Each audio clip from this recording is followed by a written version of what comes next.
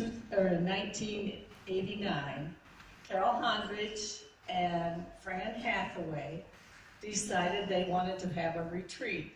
They didn't have a lot of money, so they decided they would build a retreat and charge for people to come and include their expenses, and that way they could go to a retreat.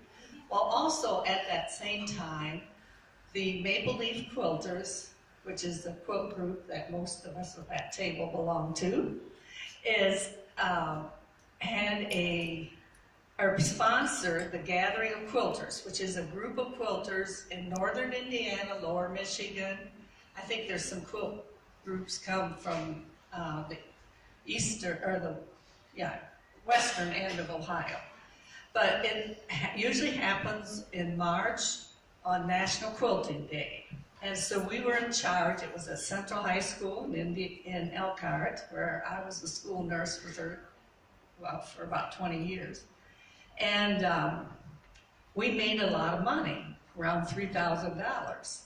And we needed to spend that money because we couldn't keep that much in our treasury. So this all became connected because we decided, okay, those people who were members of the group that wanted to come to this retreat. Oh, and Brenda was our speaker. And I have to tell you something about that. I had never met Brenda, and it was a cold, rainy day, and I had just joined the guild about a year, so I wasn't on any committee or anything, so my job that day was to meet Brenda at the door and help her carry in her things. So they had described what Brenda looked like, and so right away when she started up the sidewalk, I knew it was her, and all she had was a purse and a box. And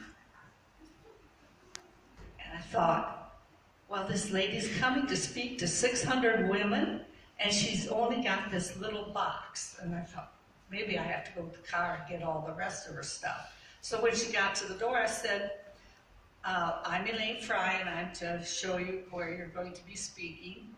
And is there anything I need to carry in for you? No, she says, I just got my box of 30 books here. And I thought, 30 books? There's 600 women in there, and they're going to want more than 30 books. So I didn't say a word. We went in there, and she walked in the back of the auditorium, and she started having an asthma attack because she thought she was coming to speak to a guild of 60 people. And she misunderstood. There were 600 or more women there. I think there was actually maybe 700 or 800 there. And she said, I can't do this, I can't do this. Where's my inhaler? Where's my inhaler? So I'm digging in her purse to find this inhaler, and I thought, this woman is having an asthma attack right here. But I said, you can do this, you can do this. Well, she said, why? How did I misunderstand? I said, I don't know, but I know that these gatherings have 600 to 800 people at them. So she did go up, she gave a wonderful speech and did a great job.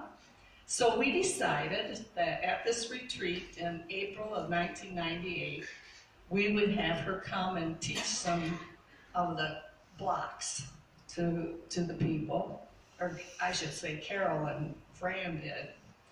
And those of us who were in the guild came free, and I think that, Carol doesn't remember, but I think we also got half our room paid, because I sort of remember we got some kind of compensation for the room. But anyway, we met in here, and that was, as I said, in April '98. So while we were here, Brenda fell in love with this place, and she said, she said, you know, January is such a terrible month, January and February, let's have a retreat, and I'll come and I'll sew, and I won't teach any classes, we'll just have a retreat. So she went down to the desk, and she signed up so many rooms, I don't remember how many, for November of '98, January of '99, and April of '99. I think she did 3 retreats. And so what we did is, if you wanted to come to the retreat, and she advertised this on that list that Carol talked about, then you just called here and said you wanted a room in Brenda Papadakis's block of rooms, and came and we met in here. And I don't remember how many people were there in November. People that were here in November of 1998, stand up.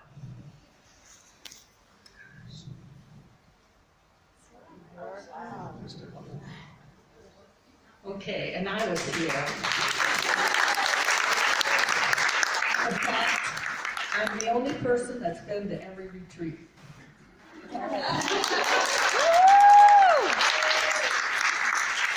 So anyway, we had a retreat in January, and I don't know if you remember, did something with funny, crazy slippers. So those of you that came in January might remember that. And then, so that started it. And then we had one in November of that year, and then in January of 2000, 2000, we had a horrendous snowstorm through the middle part of the United States. This area was not affected. So 10 of us showed up for a retreat in January of 2000. And you know the story that Maxana Collins was conceived in this hotel that weekend. Jess and Rita had just gotten married, and I could still see there was tables up there, and I almost show you where she was sitting, or where her stuff was, and we never saw her the whole weekend, did we? She put her little Singer sewing machine up there, her little featherweight, and had her stuff all laid out. She may have sewed one seam, but then she tried to Jeff came and got it. We never saw him the rest of the weekend. And once in a while, I think she did get one block maybe, because I think we all sewed a seam on one block. And then on Sunday, here she came, picked up her stuff and left. And then we found out later, she tells us anyway, that that's the weekend Maxana was conceived. But there were 10 of us here, and we had a great time. And so that ended the January retreats, because it was just the weather was way too iffy, and the farmstead could have used this for several Sunday school groups that wanted it that weekend, and so we never had another January retreat. But anyway, that's how this got started. Let's see, I'll look at some of my notes here. Okay, so we continued that. You called in and you made your own reservations and so forth. And then it was either in, whenever Electric Quilt was here, it was in April, I think, of somewhere around, 2001, 2002, because the CD was published in 2003. So it was before that, because it was when they took all the pictures and stuff. And this room was set up to hold 62 people. I mean, that was about the limit in here. And that retreat, 85 people showed up. And we were bursting at the seams. There was no more room in here, because also at that time, this was used as they had advertised in their advertising that there were ping pong tables available for people, and those ping pong tables were also in this room. So there was often one at this end of the room and one down at that end, and we were sort of in the middle in long rows of tables. And that became a bone of contention too, because people wanted to lay their quilts out on those ping pong tables, and then somebody wanted to play ping pong, and I just remember there was always something going on with those ping pong tables. So anyway, 85 people showed up. And so they had this room open. We had tables in there. And finally, there was no room and people were still coming. So they opened the red barn up, which is this room up here. I don't know if any of you've seen it. And so then a whole bunch of us, pretty much the locals, some of the gals from Michigan, and some of the Indiana people, all moved up there, because the people that kept coming wanted to be in the room with Brenda, not up there. So we just went up there. We said, we don't need to be down here. And so that's how they accommodated everybody that weekend. Well, the farmstead was pretty upset because they didn't know EQ was coming. They show up here, start taking pictures outside, come in, want to know where their room is that they're going to take pictures in. The farmstead did nothing about it. Then in the meantime, all these other people showed up. They thought 62 people were coming, and it became a real fiasco. So finally the innkeeper said that was it, we couldn't come back anymore. And so Carol Hondrich and I and Suzanne Clean and one other person, and I can't remember who that person was, decided that, you know, people want to come back, they enjoy coming here. We need to do something to be able to save this. So we asked him, the innkeeper, if we could meet with him and work out some kind of agreement, and so we did. And at that point then is when I took over as the person to contact, because his rules had to be that there was one check turned in for the money, and that one person assigned people their rooms, and so they knew how many people were coming, because they found out there were like 6 people staying in a room and dividing out the cost, so they were losing money. And I don't blame them for being upset. So anyway, that's how it ended up. The first year, Carol Hondrich and I did it. And then Carol was going to school, and she had family, and she just said, it's too much. So then I did it. Well, I'm not real computer savvy, so Suzanne did the registration form for many years, updated it for us. So anyway, that's how this all got started, and how I became the person then that took over and did the room assignments and stuff. Over the years, we've had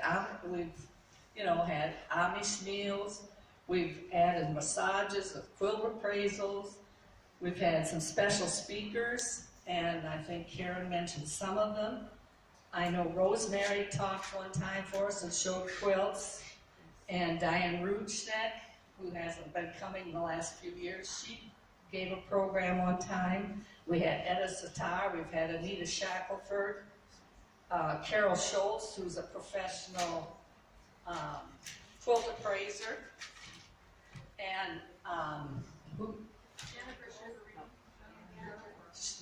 Jennifer Cheverini. I tried to think of all the ones we've had, but we had numerous people come in and usually on Friday and did a program for us. Then in November of 2014, Brenda came to me after the retreat and said that she and Gay would no longer be coming to this retreat, and that we could no longer use the Dear Jane name, which is okay because it was a copyrighted name, which was one that she copyrighted. So there were a lot of exchanges between she and I during that time until March of 2015. And, there was some strong feelings expressed by some of you as you found out about what was going on. And so then I sent out an email to try and calm the waters, and that sort of backfired too. And so Brenda sent out a response then in March of 2015, the day that I found out my brother had been in a bicycle accident and paralyzed from the waist down. And she had tried to call me, but I just wasn't in the mood to talk to anybody at that point. So those are some dark times for me from March till through that retreat period and his death in June, which I didn't talk about to people because I felt like there was so much going on I didn't need to add anything. I would let Edith send out an email that she wanted to send out. And so anyway, as a result of that, there's now two retreats. One at the Garden Gate, as all of you probably know, and the one here. And this retreat basically focuses on people interested in the Dear Jane quilt. and renewing friendships that have been established over the past 20 years. And then in November of 2016, I announced that I was retiring from this, and then CJ has taken over. Over the years, we've sewed together, laughed together, and cried together. We've shared our joys and griefs, and many of us have become very, very good friends. I didn't think I'd get emotional about this. I think this retreat survived because of some of the things you said, and also because it didn't make any difference whether you were Christian, Jew, Muslim, atheist, agnostic, Democrat, Republican, Mormon, Mennonite, Baptist, Methodist, Catholic. We all have a common interest.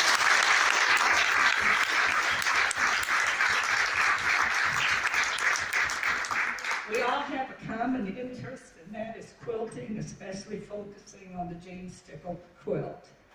And over the years, we've had children, grandchildren, great-grandchildren born, and we've had deaths of family members and friends. And our group here has lost members. The ones that I am aware of or that we've been told about are, and some of you will remember some of these, and some of them were early on, so you won't, the people who've come later won't remember, but they're Ann Placey. She was from Phoenix, Arizona. Kathy Whitstock was from Ohio. Margaret L. McElmore was from Western Indiana. Jeannie Tucker from Kentucky or Tennessee. Tennessee, wasn't it? And then Nellie, and I don't remember her last name, but it's Fernand's mother. And she was 95 when she came here. Yes. And Fernand asked me if I couldn't find an authentic buggy ride. She didn't want this buggy ride down here. She wanted an authentic Amish buggy ride. So I asked Elaine Jones, and she said there's a Chris Bontrager that will give buggy rides. So she gave me his address, and I drove out there. Yes, I could bring them out on Saturday afternoon, and she'd take them on a buggy. He'd take them on a buggy ride. So I took them out there. I took a book along so I could read while they went on their buggy ride. And he says, "Oh no, you're going too. I've never had an Amish buggy either." So I went along, and I get in the buggy, and I sit in the passenger seat. And he unhooks the horse, and they were in the back. They were in the back part of the buggy. And he said, "Lady, are you going to drive the buggy or am I?" I said, "Well, I'm not driving." He said, "Well, then get out of that seat." I did not know that the buggies are driven English style, where the passenger sits on the left side and the driver sits on the right side. And I tell you, I was a nervous wreck the whole time. That horse went so slow, and there was a deep ditch on this side, and it kept getting close to that edge, and I thought, "Don't into that ditch." I know. Poor Nellie. Poor Nellie. But Nellie and Fernand, they were thoroughly enjoying it. So anyway, now let's see what else here. Well, I just want to thank the group for your cooperation and your helpfulness over all these years. And a lot of you gave me little gifty things. You'd lay them on my table, and I didn't have any idea who they came from, so I couldn't properly thank people for them. So I want to do that publicly today. But I do have one confession to make. Not any person needs 24 pin cushions.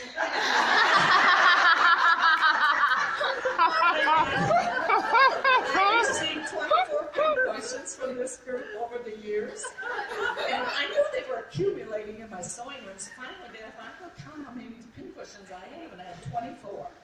So I thought, what am I going to do with these? They were given to me. So finally, I decided I kept several that I could use, and then the rest I put in a box, and I took them to the Mennonite Relief Sale, to the sewing box, and they were sold there. And every one of them sold. I mean, they were some of the first things that sold that day. Aw, And so that money went to a good cause. that's good. So anyway, I thank you again, and God bless all of you.